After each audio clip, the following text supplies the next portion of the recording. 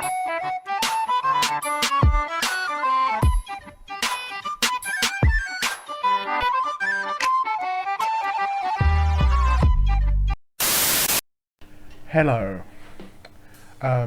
This is my second upload of this. I originally posted this and the audio was just really low, so I basically wanted to record it because I think this was a good video. So I at least wanted to, I guess, re-record it and then post it again and fix the audio issues it had. So basically,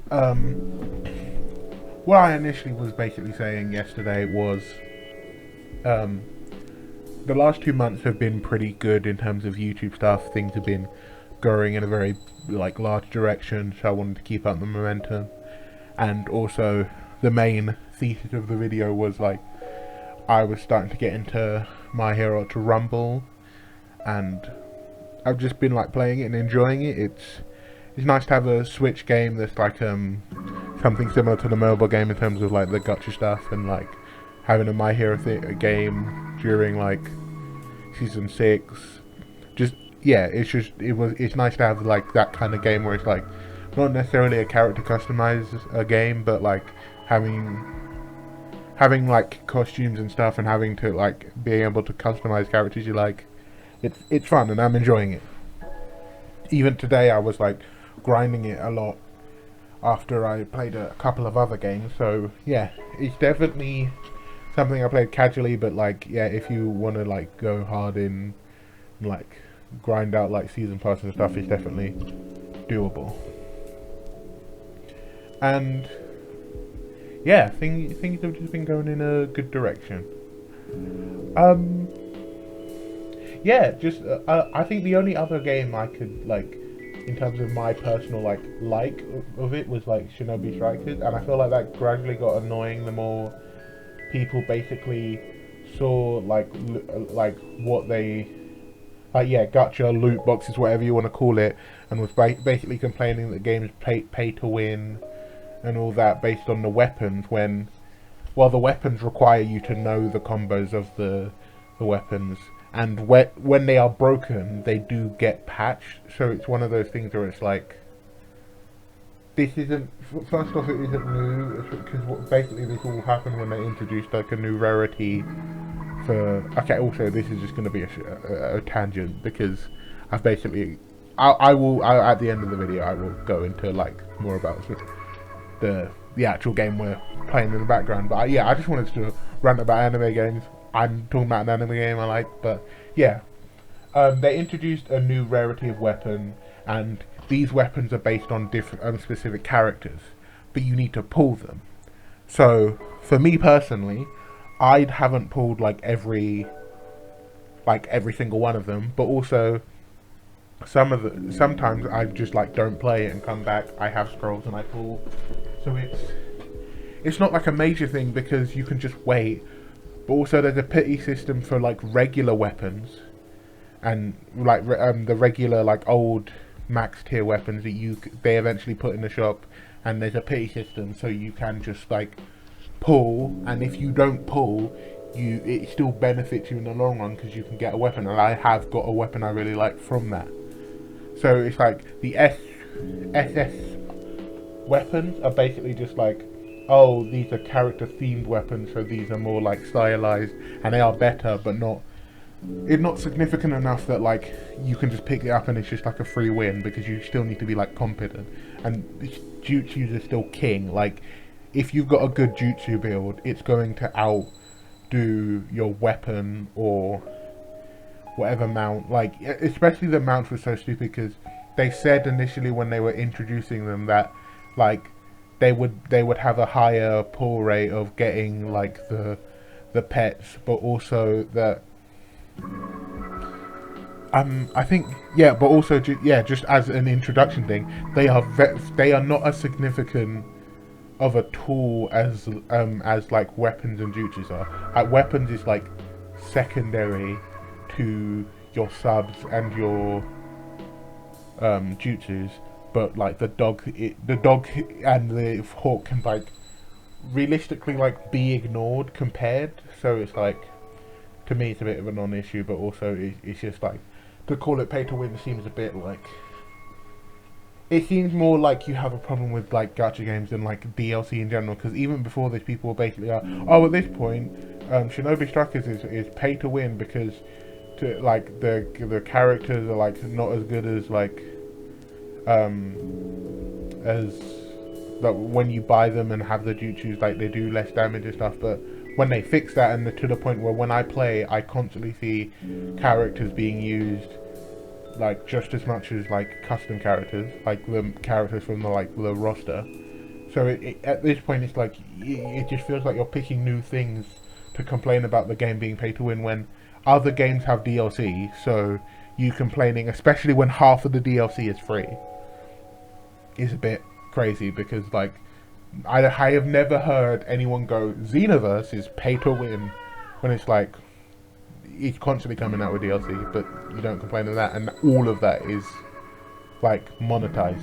But because it's packaged in a like a shinier package, I guess it's more acceptable than the cheaper option that is half free. So like, sure, I just don't.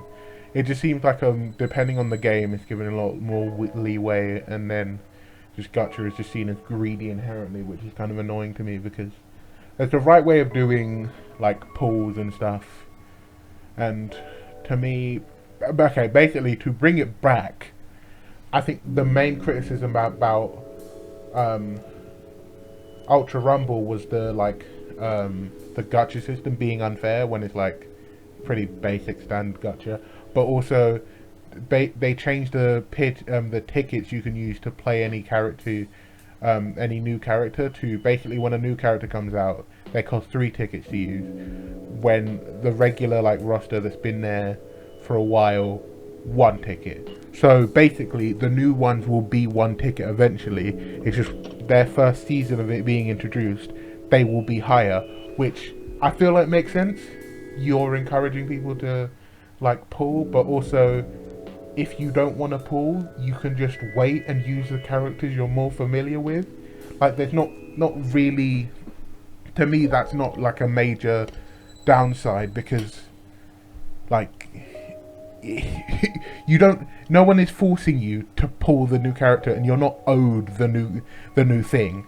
Like the alternative would be they just release a DLC and you outright pay for it, which, so it would be ridiculous on that front as well if you were like, oh, it's really annoying that I can't play this thing that is supposed to be like pulled for free immediately with my tickets 3 times. I have to wait a whole day, when it's like, well, yeah, that's kind of how it works, and it's also free, so they're gonna find a way to incentivize you to like summon, if you not necessarily by monetization, but like it's encouraging you to play the game. So it just feels weird, man. I don't get it. Especially, I'm not gonna be like, it's not some call out post, but it's just, it basically meant, to me, stuff like this constantly happening meant it was like, oh, people I thought were cool, or people I thought I went to for like news and stuff, were basically just like,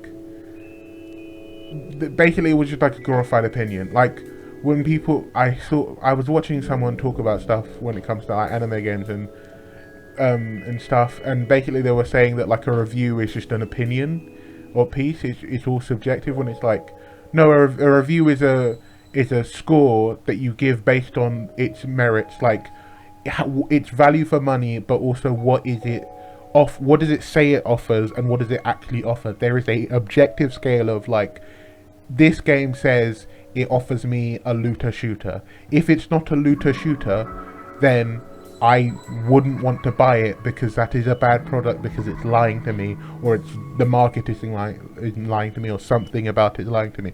There are objective things you can say are good and bad. Yes, there's going to be opinions, but a review isn't just your opinions. You go there for the information about the game, to see if you would play it. And if you go for it purely for the opinions, it's because your opinions resonate with the person you're watching. So you're gauging to see if you like it as well. So even on the subjective level, there is a functional purpose to the review. So on both levels, like acting like a review is just like opinion, so it doesn't matter, is just like really meaningless to me, because it's just like, well, you're just like, if everything is just an opinion, then like what's the point of like listening to any review ever if it's just you're going there for like an opinion piece? Why would I watch a review on a product I'm going to buy, or a product I'm going to spend hours of my time in, just to hear some random dickhead's opinion? It doesn't make sense, and I don't know why that's the like new narrative being spun.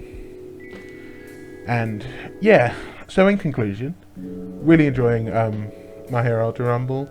I'm slowly starting to learn Deku, because he's the main guy you unlock, but also I like Deku, so it's a bit of a win-win scenario for me. But yeah, I feel like the only thing I have an issue with is like how slow the XP grind is, especially once I've hit a new rank. So it means that like ranked matches like cost stuff to play now. So if I lose it, I like lose ranked points, or it's like on top of losing and gaining a little XP, I'm also losing rank, so it just feels a little annoying. But that's what the agency and stuff are for, so basically just need to like grind regular games and ranked matches and basically learn the game a bit more. Yeah, I went on a bit of a rant there, but yeah, also Sparking Zero came out, and I'm enjoying it, but it's just I don't know, watching everyone like endlessly praise it and constantly be like this should now be the new standard kind of makes me not want to play it, because it's a good game. It's a good game. It's a good Dragon Ball / arena fighter game. It shouldn't be the standard for anime games, because anime games is a big variety. It feels like a bunch of people who are just like anime gamer people who are like been frustrated with having like a couple good games. They finally get another one, and now they're like, well, this sets the standard. This is like god tier. This can do no wrong. And it's like, well, so far I've played it, and in terms of the story, personally, I'd much rather replay Xenoverse like I'm doing, because I got the Switch version, compared to playing Sparking Zero, because there's more in Sparking Zero, but that it's more with like worse cutscenes, so it doesn't feel like, it doesn't feel better to me. It just feels like it appeases people who just like the like variety kind of thing. When the people who like complain that there's no content